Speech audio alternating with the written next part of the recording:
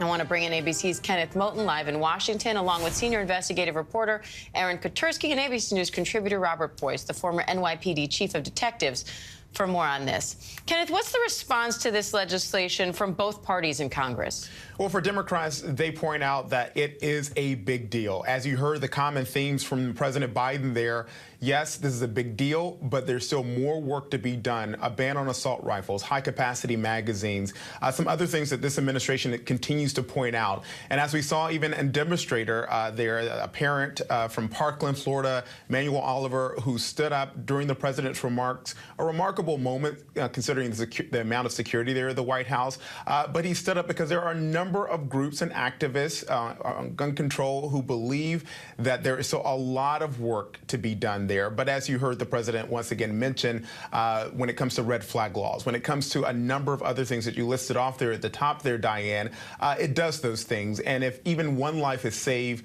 that will make a difference.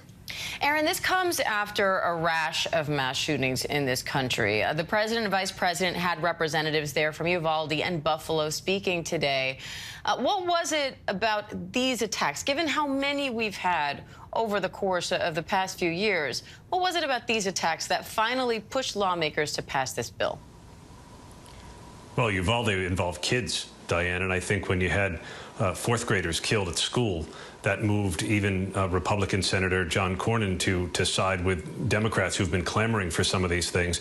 And then in Buffalo, you had black people intentionally targeted by somebody who had filled his head, allegedly, with all kinds of white nationalist invective. And then in Highland Park, they still don't know the motive, but this attack in Highland Park was over a July 4th celebration, celebrating a nation that does support Second Amendment rights, but as the president says, he does too, but with certain limitations. And he hearkened back to the very nature of a civil society.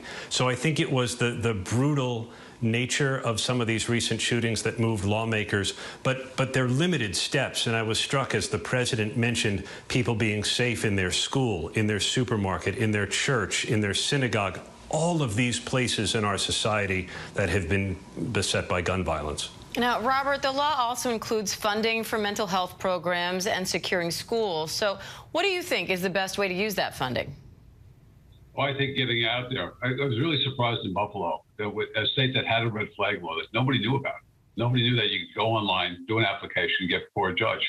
So I think you have to get that out there, educate parents exactly what's going on in there, what could be going on when they see their child going down a dark path.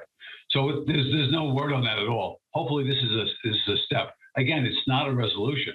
It's just another thing we can do to end this, the red flag laws. We should encourage it and we should have it. But again, it's mental health, too big an issue in this country by one singular component. Now, Kenneth, the president touted how red flag laws could have stopped some of the country's mass shootings. But does this law have any real teeth when it comes to red flag laws, or is it just relying on states to hopefully move forward with them? Yeah, this Safer Communities Act really encourages states, but there's no national red flag law like many gun control activists wanted.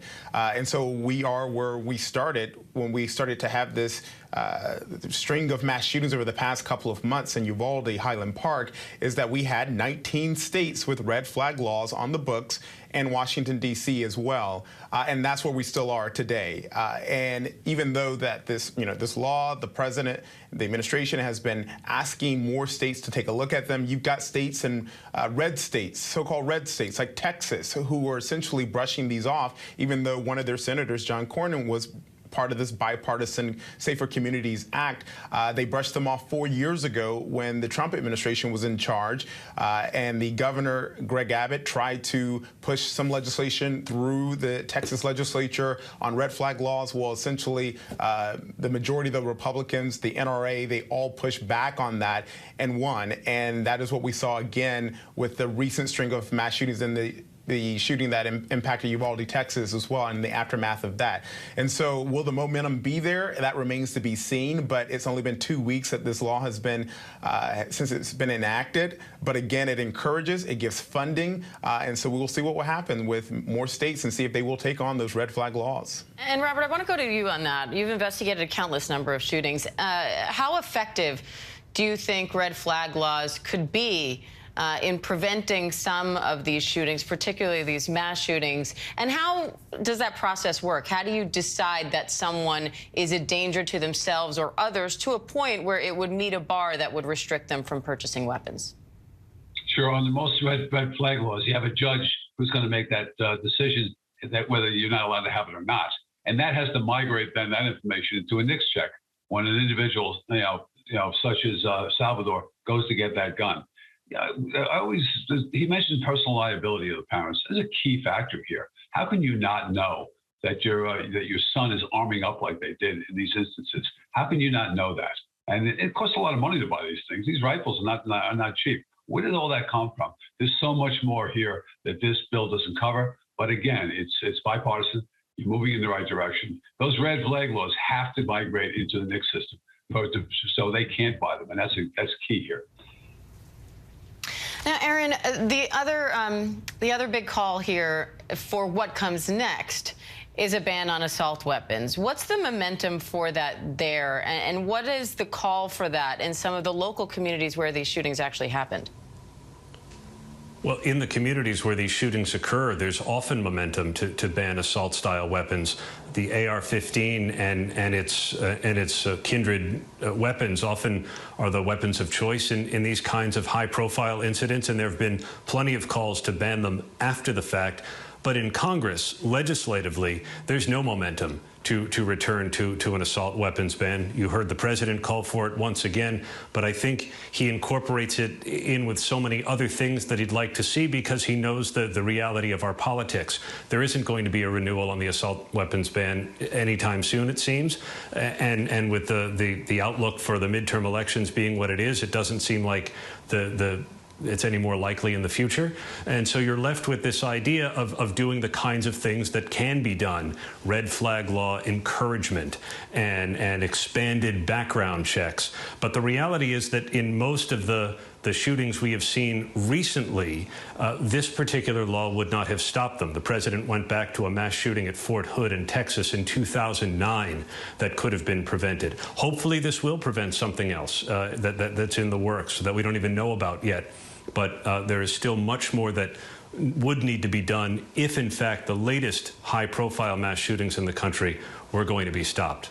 And Aaron, why not? And Robert, maybe you can speak to this as well. But when we look at a case like some of the recent mass shootings, there seems to be all of these missed red flags, so to speak. So why wouldn't something like expanded background checks, particularly for the age group that so many of these gunmen and suspects fall into, why wouldn't expanded background checks catch some of those, quote, red flags and stop them from purchasing these weapons before these crimes happen? They might, although let's look at the case of Illinois and the Highland Park shooter. The suspect there had a number of encounters with law enforcement that did not result in a formal arrest. Back in 2019, the suspected shooter was confronted after an attempted suicide and after an alleged threat to members of his family. And because there wasn't an actual arrest, there was nothing in the system, the police system, that then followed the suspect when it came time to apply for a firearms license. And those systems would need to adjust and talk to one another. And I'm sure Chief Boyce would know the frustrations of police in trying to get certain records to follow suspects on their life journey. But absent that, the Illinois State Police has said that there was nothing to prevent the suspected shooter from getting his weapons. There was nothing for them to deny when it came time for that application. So, Robert, as a member of law enforcement yourself, you spent, decades doing this. What do you think is the reaction from the law enforcement community in general to some of the provisions that are in this bill and some of the provisions still being proposed? I think we're looking at some of the provisions that need to be proposed and need to be put into it. This is a half measure, but it's a first step, and that's all it is. I think the president said that as well. There are things you could do on an assault rifle that you should be able to investigate as a handgun, as a concealed carry. For instance, where someone lives, you could do a 9/11 check on that residence to see if any police were called to that, and then identify a domestic incident report that may have happened that would suggest unusual behavior. There's a lot of things you can do, but it has to get done, and you have to give law enforcement the ability to search those those databases to make those decisions that are key in keeping guns out of the hands of someone who's ultimately violent. All right, Kenneth Moten, Aaron Katursky, Robert Boyce, we appreciate it. Thank you. Hi, everyone. George Stephanopoulos here. Thanks for checking out the ABC News YouTube channel. If you'd like to get more videos, show highlights, and watch live event coverage, click on the right over here to subscribe to our channel. And don't forget to download the ABC News app for breaking news alerts. Thanks for watching.